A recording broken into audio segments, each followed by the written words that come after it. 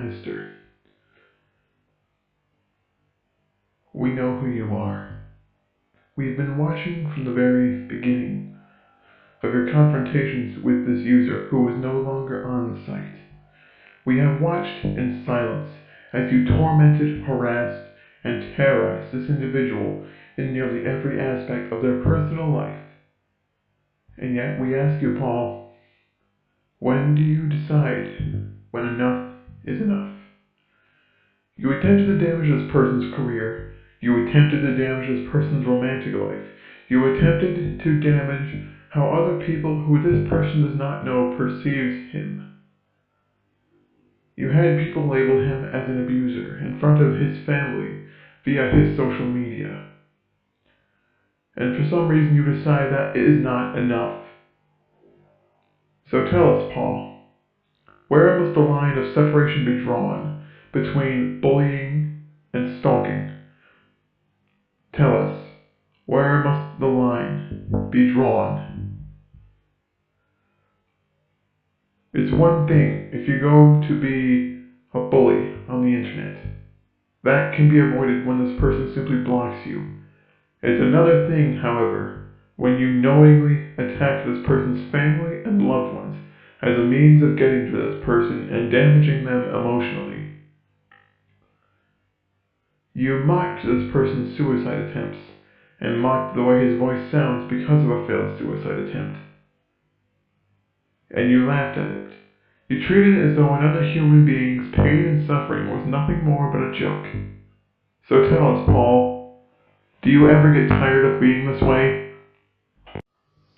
People like you are the most disgusting sorts of people in the world, Paul, because you knowingly exploit other people's pain and suffering for a laugh.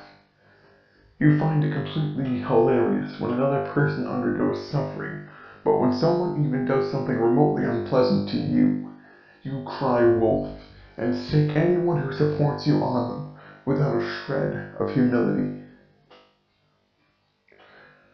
You claim you're superior to people who have disabilities, who are different, who are not just like you.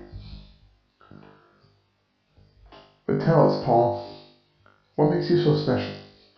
What makes you think you're exempt from the basic act of treating another person with decency?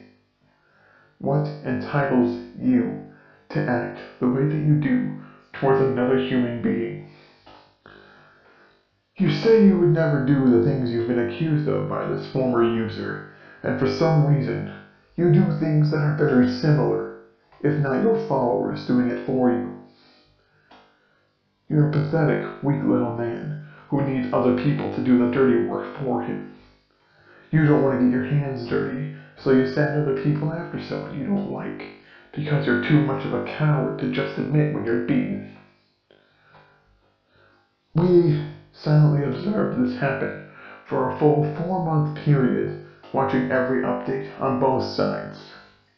And what we saw was a man simply responding to angering situations and emotional distress being inflicted upon him by people who have nothing better to do with their time than stalk, harass, and terrorize another human being.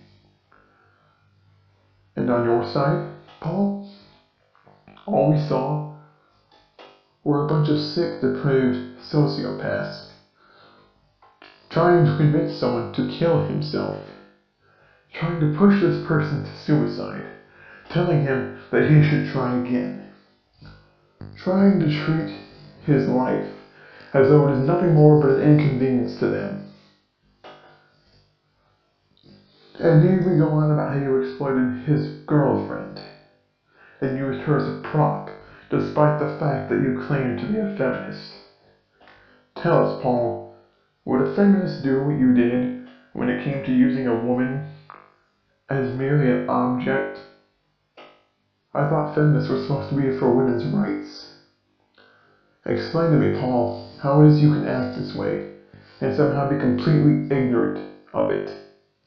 How can you be so completely blind to what you do, but you're more than willing to throw others under the bus when they do something that's a tenth of as bad? as what you would do. So please, Paul, explain it to us. Explain it to all the people who are watching. Explain it to all of us who are asking you this question. Because, Paul, there are a lot of us. We are your watchers. And the moment we saw how much you affected this person's life, you wrote your name on a contract.